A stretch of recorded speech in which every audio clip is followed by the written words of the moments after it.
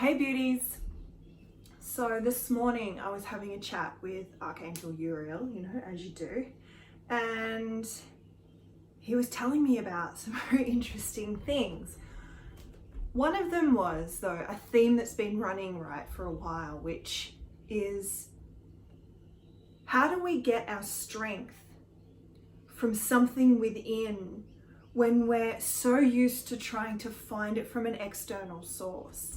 In other words, how do we energize ourselves when we're losing energy and when we're trying to get it from external things? So when we do our work in the world, when we go about and have interactions with people, literally from the moment we woke up in the mornings, we are expending energy. And the whole trick with working with energy and mastering energy is to find a cyclic nature with it, so that we are calling in energy whilst we're giving it out, and it's cycling, it's interchangeable. So we all know what it's like when we're interacting with someone. This might be a partner, a friend, or someone you meet down the street, and it feels like they're sucked your energy, or they've been an energy vampire because they've either taken over the conversation or they've come in with a really heavy topic, and it doesn't feel like it's kind of been an even exchange. Now, if someone approached you and just dumps all their stuff on you, that's when you walk away going, oh, I don't feel good anymore, I feel wiped. Or if you've been to some kind of event or workshop and the space hasn't been held as securely as well as it could be, you kind of end up taking on other people's energy and it weighs you down. Whilst you're taking on their energy, it's almost like they're sapping your energy at the same time. Now, if someone were to come and want to speak to you and say, hey, I've got some stuff going on, and I was wondering if you felt like up to hearing me and up to supporting me in this, and they ask your permission and they request your consent in order to speak about this, this is how we start moving into more of a conscious relationship with other people and the world around us. And this then allows that person to choose. Have they got the energy reserves? Have got the time? Are they emotionally in a state and mentally in a state to receive whatever you're giving? So it's interesting when I'm doing client sessions or working in groups, it's a container set up for that. I'm ready, I'm prepared to take on whatever they've got to give me. But if I'm not in that state, it's a quick energy drain.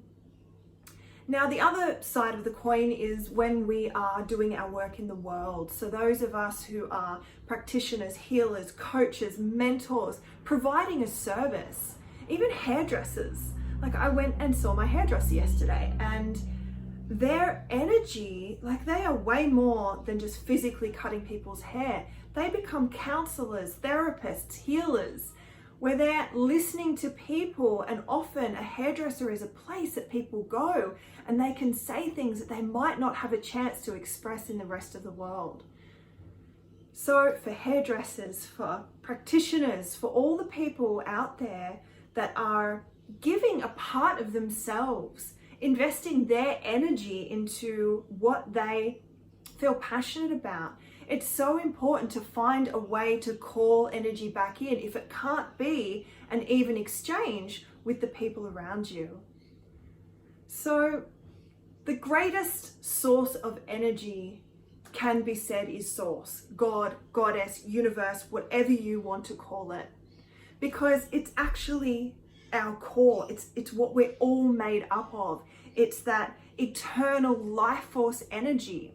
And when we start to do practices that tap us in and connect us to that beautiful, pure love energy, we can fill ourselves back up. Now, this is easier said than done. I was on the couch last night having a whinge to my partner and feeling emptied of energy because I hadn't done the practices that I know, that I teach. And as you may know, it's so much easier to give other people advice than take your own sometimes. So I've really been diving into this today. And when Uriel was sort of saying, hey, reminder, really important to do this today, it's completely shifted my day. I was able to charge myself up. Now, there's many different ways to do this, and it's going to be unique to you. What do you feel good about? What lights you up? Is being still and having meditation and concentrating on that life force energy coming through, imagining a golden light coming into your body and filling you up, does that work for you? Is putting on an amazing song in the morning and having an ecstatic dance in your lounge room and freaking out your cat and enjoying it with your kids going to work for you? Is it being creative? My beautiful friend Sahara has been developing these beautiful menstrual cycle journals. And one of the questions I need to write in it every day is, where have I been creative? And I am a creative. I am needing to express myself in this life through my creativity. So it makes me go, oh, what was I creative in today? I cooked that meal and that felt good. I recorded this video and I got to choose the artwork that I popped up on YouTube. I actually cleaned my house and that felt good because it made my space feel clean and ready for me. So there's many different ways that you can charge your energy up, and they're going to look different each day. For women who cycle month to month, their energy and their emotions change day to day. So what it looks like one day or 1 week out of your cycle is going to be different in a couple of weeks' time. We're also influenced by the lunar phases, by the seasons, by what's going on planetary. So we're about to move into a new moon on Sunday. So we're in dark moon right now, which is conflicting with my personal cycle. I'm about in my summer phase. I'm in like the heightened space of my cycle. So there's parts of me that feel introspective and internal, and there's other parts of me that want to go out and be seen in the world. So understanding why your energy might be low can be all of those things. Or have you had it drained? Or have you let it be drained? And understanding, is it time to call that energy in, or is it just time to rest? You don't need to be energetic right now. You don't need to be in your masculine energy of producing and action. You can be in the femininity of reception and flow and stillness. So I invite you just to investigate within yourself. When do I lose energy?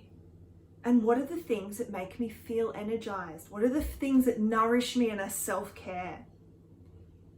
Enjoy these little internal prompts. Find spaciousness to look within and enjoy starting to master your energy.